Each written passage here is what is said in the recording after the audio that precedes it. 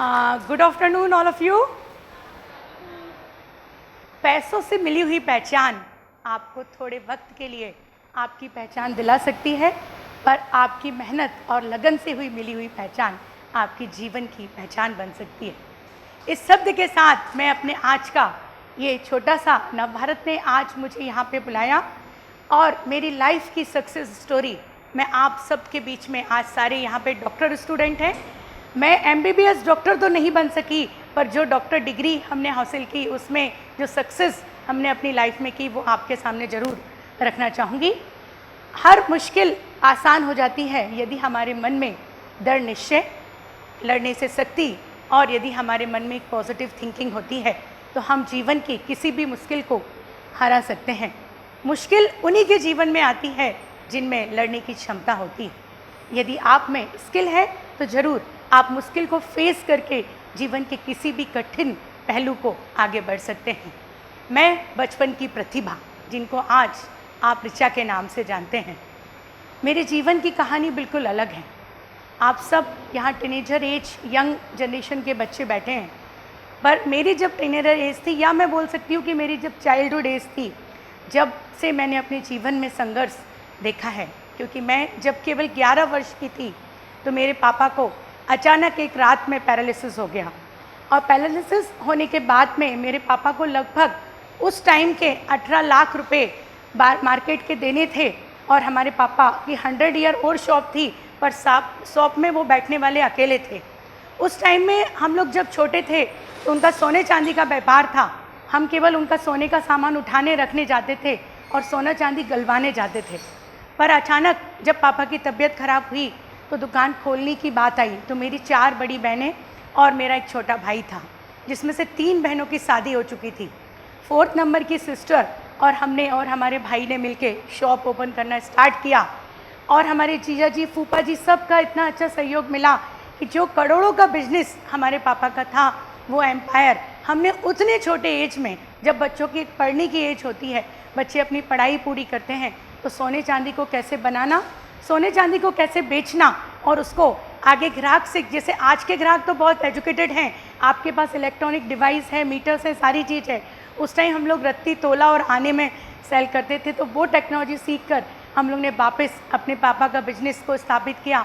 2 साल तक हमारी मम्मी भी हमारे साथ नहीं थी, दीदी जिया जी बहुत सपोर्ट करते थे। उसके बाद फेस ऐसा आया कि 2 साल बाद हमें काफ़ी एक अचानक पापा की तबीयत ठीक होते होते वापस रिवर्स गई, और हम लोग ने अपने पापा को मेरी 13 ईयर की एज में खो दिया। उसके बाद पूरी परिवार की जिम्मेदारी हम लोगों के ऊपर आई। जब मैं केवल 18 वर्ष की थी तो मेरी 4th नंबर की सिस्टर की भी हम लोग ने मैरिज कर दी, और उसके बाद से 18 साल से भी अकेले मैं और मेरे भाई, पूरे रिश्तेदार, काफ़ी बड़ा परिवार था, घर, सबको मैनेज करते हुए मैंने अपनी ज़िंदगी के सारे काम किए और करोड़ ऑफ रुपीज़ का बिजनेस शादी के पहले किया, और उसके टाइम ही अपनी लाइफ को फेस करती हुई आगे चली गई। उस टाइम से भी हम लोग अपनी सोशल वर्क और सब में काफ़ी इन्वॉल्वमेंट रखा। आप मेरी एजुकेशन की यदि बात करते हैं तो बच्चों, आप अभी जो पढ़ाई करते हैं, मैंने दिन भर दुकान पे बैठती थी, रात को 9 बजे सो जाती थी और 1:30 बजे उठ के पढ़ती थी और पूरी रात पढ़ती थी और सुबह जाके एग्ज़ाम देने चली जाती थी। उसके बाद भी फर्स्ट डिवीज़न से मैंने अपनी MCOM की डिग्री और MBA कंप्यूटर साइंस, कंप्यूटर की डिग्री अपने गाड़ावारा में रह के, मैं अपनी यदि कॉलेज हिस्ट्री बताऊं तो मैं फर्स्ट ईयर में केवल 15 दिन कॉलेज गई हूं, सेकंड ईयर में केवल 10 दिन कॉलेज गई हूं, और थर्ड ईयर में 7 डेज़ कॉलेज गई हूं, और MCOM में कॉलेज ही नहीं गई। मैंने घर पर रह के अपनी पूरी पढ़ाई की। ट्यूशन 1 घंटे की पढ़ती थी और सेल्फ स्टडी करती थी। अकाउंट्स की ट्यूशन बहुत इंपॉर्टेंट थी, वो हमारे सर आके हमको घर पे पढ़ाते थे, otherwise all the self study. उस टाइम अटेंडेंस का इतना कंपल्शन नहीं था, क्योंकि सभी को पता था कि ये बिटिया कॉलेज में नहीं आती क्योंकि ये दुकान संभालती है। एवरीवन इन नो कि ये हीरा जैन सराफ की बेटी है और ये शॉप संभालती है, इसलिए हम लोग को वो अथॉरिटी थी कि विदाउट एब्सेंट लगाने के बाद भी हमको एग्ज़ाम फेस करने मिलते थे। तो इस तरह से हमने अपनी लाइफ में शादी के पहले काफ़ी सक्सेस अचीव की। जब शादी होके मैं नागपुर आई तो एक दूसरा फेस मेरी ज़िंदगी का स्टार्ट हुआ, क्योंकि मेरे हस्बैंड का इलेक्ट्रॉनिक शॉप था और मेरे कोऑर्डिनेशन का कोई भी बिजनेस नहीं था। जब मैं यहाँ आई तो स्टार्टिंग में मेरे को काफ़ी ज़्यादा बोर लगता था। अपना घर है, ससुराल है, ठीक है, पर मैं और मेरे हस्बैंड और देवर ही यहीं रहते थे।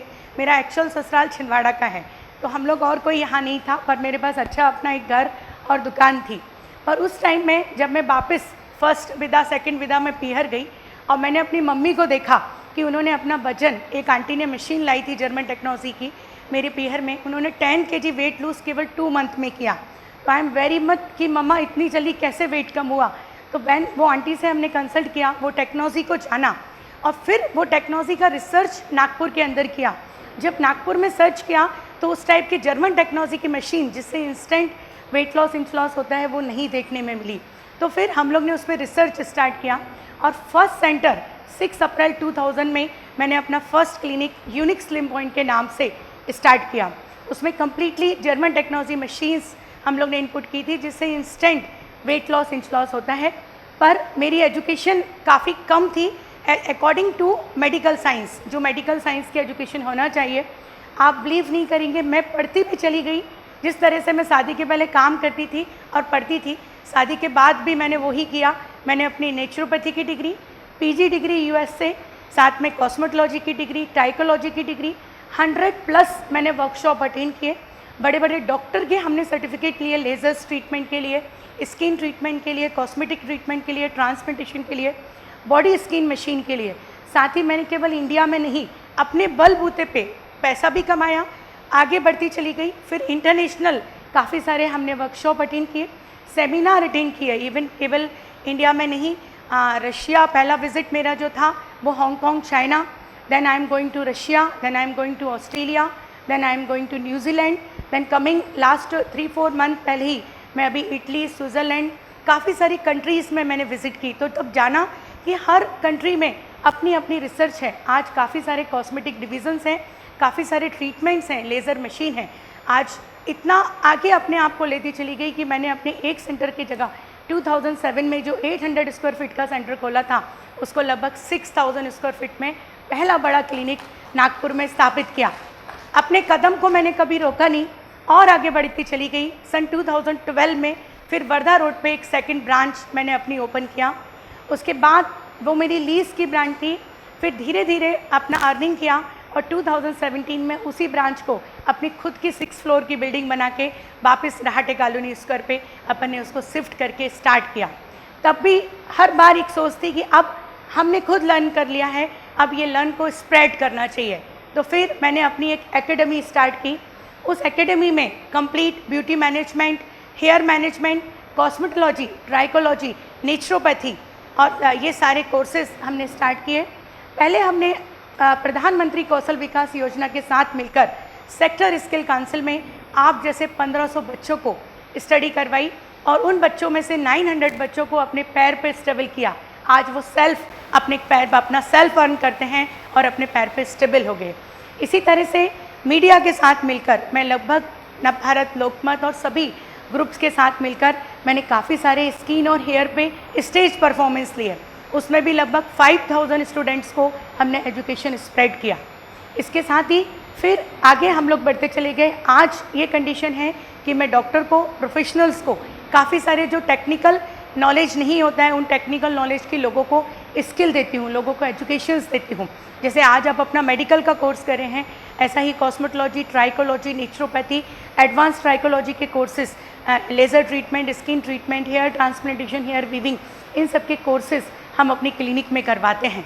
इसके बाद भी हमारी उड़ान रुकी नहीं और हमने हमारे हस्बैंड के साथ मिलकर unique health and beauty mall open किया। मतलब आज हमारा जो कॉन्सेप्ट है वो केवल क्लिनिक में नहीं है, हम क्लिनिक में तो रन कर ही रहे हैं, एकेडमी भी हमारा कॉन्सेप्ट है। थर्ड कॉन्सेप्ट है health and beauty mall. Health mall में इस तरह का फिटनेस प्रोडक्ट, फिटनेस मशीन पे हम लोग ने काम किया। आज उसकी ट्रेडिंग हमारी केवल इंडिया में नहीं अपूर्ति संपूर्ण भारतवर्ष में होती है, जिससे हम काफ़ी सारे social media, websites, India marts, portals के थ्रू हमारे जो क्लाइंट होते हैं हेल्थ एंड फिटनेस के, ब्यूटी फर्नीचर्स के, ये सारे ऑल ओवर इंडिया में हमारा सर्कुलेशन चलता है। तो इस तरह से धीरे धीरे हर कदम, हर स्टेप पे हमने अपने आप को आगे बढ़ाया और उस सक्सेस में काफ़ी सारे अचीवमेंट्स भी हमको मिले।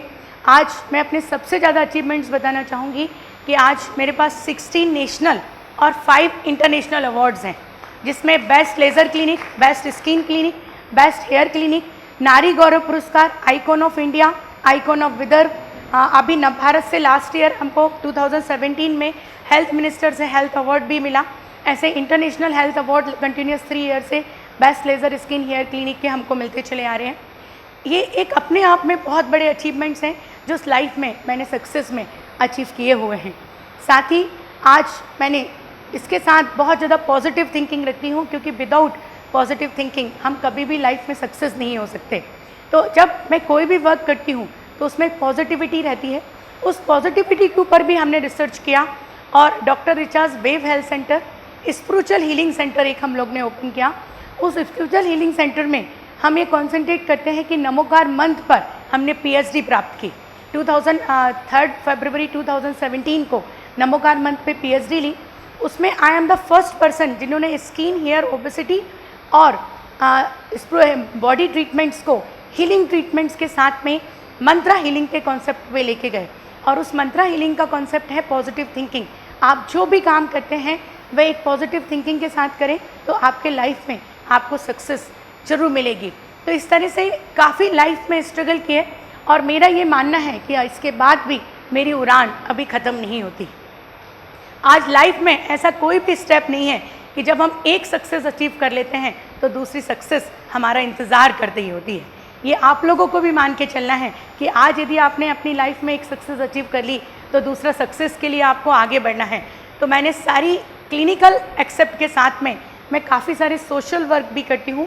महाराष्ट्र प्रदेश महिला कांग्रेस की मैं जनरल सेक्रेटरी भी हूँ, उसमें राजनीति में भी अपना रुचि रखती हूँ।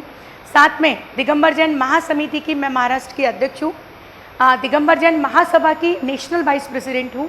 पुलक सागर महाराज जी का आपने नाम सुना होगा, उनकी संस्था की मैं नेशनल स्पीकर हूँ। जैन राजनीतिक चेतना मंच की मैं विदर्भ की प्रेसिडेंट हूँ। तो अपनी फैमिली रिस्पॉन्सिबिलिटी निभाते हुए, अपने क्लिनिक को देखते हुए मैं ये सारी रिस्पॉन्सिबिलिटी भी सोशल करती हूँ।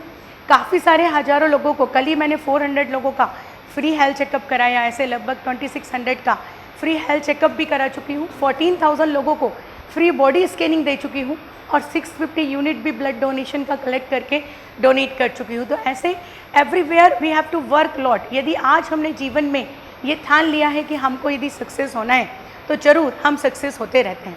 आगे यदि हमने ये एम बनाया है कि आज सबसे पहले तो आप लोगों को ये समझना चाहिए कि यू आर द स्टूडेंट।